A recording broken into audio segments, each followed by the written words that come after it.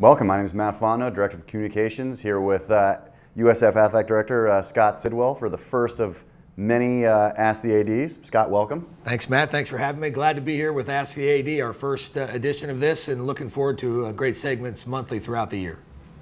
All right, so I'll dive right into it. First question asked on Twitter is, what can we expect the next phase of the War Memorial renovation to be completed, and where are we at with that? Yeah, we're right on the doorstep, Matt. It's been a great process. We've got all the planning in. We've got our permit process in. We're in the final stages at the very end of getting our permit. Once we get our permit, we'll be able to start construction. We anticipate this fall. This summer, we're actually going to be doing some things. We're going to be replacing the lighting in War Memorial Gym to upgrade that for future use as an event center. In addition, you're going to see a big wall be put up on the west side in the upper deck so that we can start the process of doing some removal of seating and different things. And then the major construction will start sometime late fall. And then we anticipate that by the start of the 2019 basketball season, 2020 basketball season, we will be done and finished with the first phase of Sobrato Center, and we're excited about that. All right, kind of transitioning now to other improvements.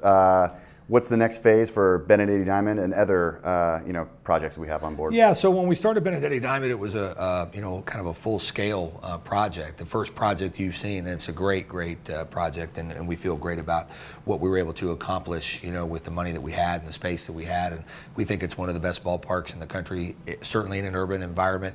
We've called it Fenway Park of college baseball. We're excited about that. We play inside the netting, you got corks and all that. The second phase of that is to look as you come off the back of the stadium towards the dorm, and there's some concepts around hitting facility, locker rooms, offices, those kind of things. Certainly time and money, right? So we need to continue to try to find the timing of that.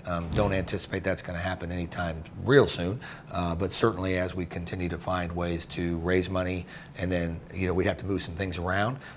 But down the road, I think that can happen, and we're certainly encouraging people that want to see that happen to give us some money, and we'll raise some money and do those types of things. So it's exciting to look that there are additional improvements for Benedetti Diamond coming down the road in a phase 2. All right, now kind of transitioning here, talking about additional sports. We've previously mentioned that we're adding triathlon down the road. Kind of talk about that and any other sports that might be in the pipeline. Yeah, last year we went through a Title IX review, and we were able to get an agreement with our numbers and looking at how we have to comply with Title IX. And as a part of that, we announced last year that we've now instituted a standalone indoor women's track team that competed this year and did very well, by the way, and we feel really good about our progress in the first year of that. We've also announced that we're adding triathlon. It's an emerging sport in the NCAA. We think the Bay Area is wonderful for that. We think that we're going to have a real competitive team. This year it will start as a club sport and then transition into a varsity sport in 1920.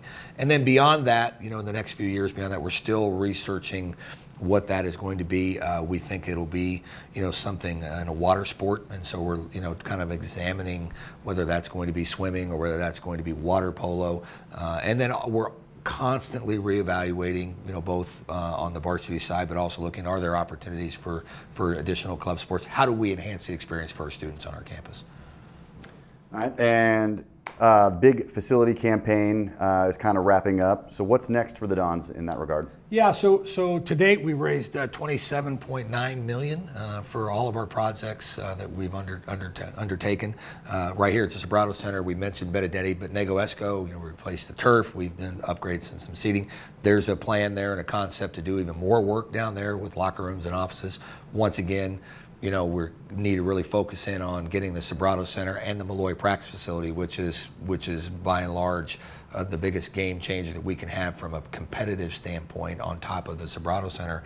And I think we're about a year away from potentially starting that project too. So I would say that with the money that we've raised, we still need to raise, a few $1 million for the initial plan. There are additional projects that are on top of the initial planning that we did in our facility plan, including locker rooms, including the Sahlquist Performance Center, which we did last summer.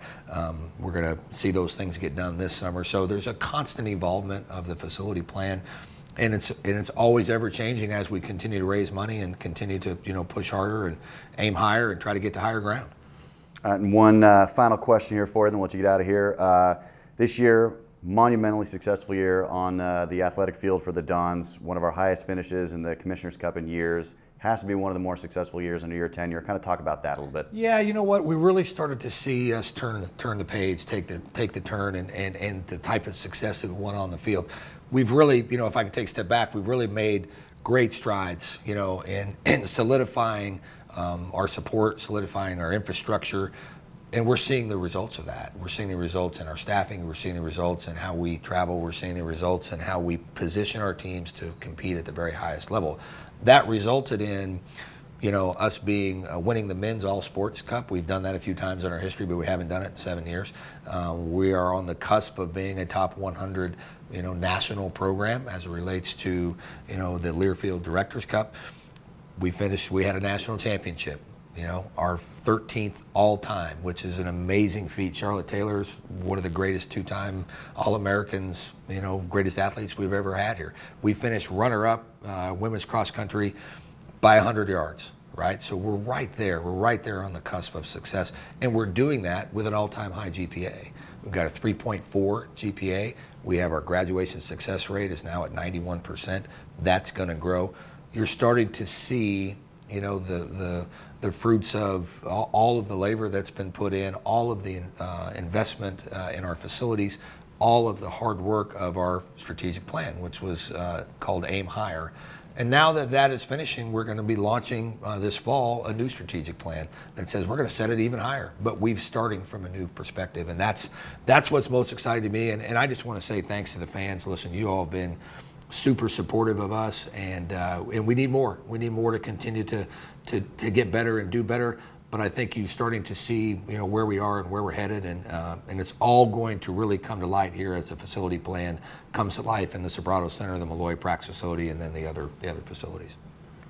All right, I think that's it for today. I want to thank the fans for their questions. Make sure you keep tweeting us at Dons Athletics with the hashtag AskTheAD, and we'll get your questions answered next time.